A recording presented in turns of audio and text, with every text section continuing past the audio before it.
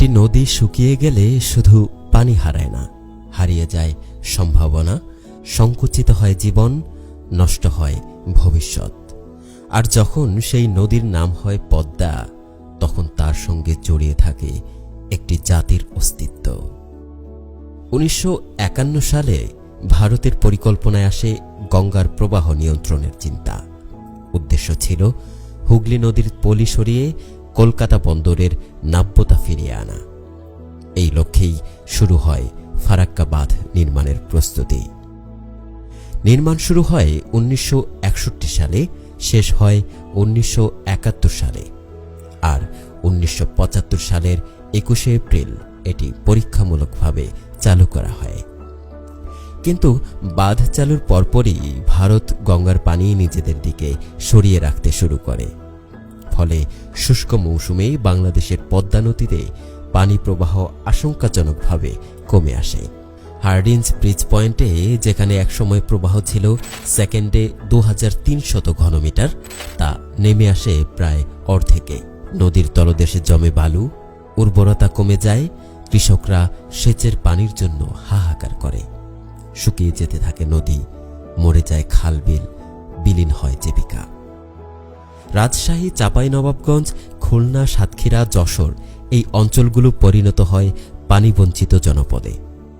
একসময় যেখানে ধান, গম আর মাছ জন্মাত প্রাকৃতিক ছন্দে, সেখানে দেখা দেয় দুর্ভিক্ষের আশঙ্কা। ফারাক্কা বাঁধের প্রভাব শুধু বাংলাদেশে নয়, ভারতের পশ্চিমবঙ্গেও দেখা দেয় পানির ঘাটতি।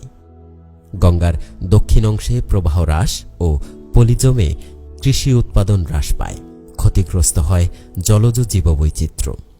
1976 সালের 16 মে এই প্রেক্ষাপটেই রাজশাহীতে অনুষ্ঠিত হয় ফারাক্কা লং মার্চ, যার নেতৃত্ব দেন মুসলিম জননেতা মাওলানা ভাসানী। এই লং মার্চ পানি অধিকারের প্রশ্নে জনমত গঠনে গুরুত্বপূর্ণ ভূমিকা রাখে। এরপর বাংলাদেশ সরকার ভারতের সঙ্গে আলোচনায় বসে। আসে একের পর এক চুক্তি ও সমঝোতা। 1977 সালে প্রথম গঙ্গা পানি চুক্তি, তারপর 1982 ও 1985 সালের সমঝোতা, সর্বশেষ 1996 সালে স্বাক্ষরিত হয় 30 বছরের গঙ্গা পানি চুক্তি। কিন্তু বাস্তবে শুষ্ক মৌসুমে পানি বরাদ্দ আজও অনিশ্চিত। প্রতি বছরই প্রবাহে দেখা দেয় হেরফের। পরবর্তী বছরগুলোতেও বিভিন্ন সময়ে প্রতিবাদ হয়েছে। 1997 সালে হয় নদী বাঁচাও আন্দোলন ঢাকায় ও রাজশাহীতে। 2004 ও 2011 সালে নাগরিক সমাজ স্মারকলিপি দেয় ভারতীয় হাইকমিশনের কাছে। 2017 সালে ঢাকায় অনুষ্ঠিত হয় সেমিনার ফারাক্কা চুক্তি পুনর্বিবেচনা চাই শিরোনামে। ফারাক্কা বাঁধের প্রভাবে গত কয়েক দশকে বাংলাদেশে ক্ষতির পরিমাণ ছাড়িয়েছে 1 লক্ষ কোটি টাকা। মাটি হারিয়েছে উর্বরতা, বাড়ছে পানির লবণাক্ততা, বিলুপ্তির পথে ইলিশ সহ বহু মাছের প্রজনন চক্র। এছাড়াও নদী ভাঙনে ভেঙে গেছে বসতভিটা, বদলে গেছে ভূপ্রকৃতি, দুর্বল হয়েছে পরিবেশের ভারসাম্য।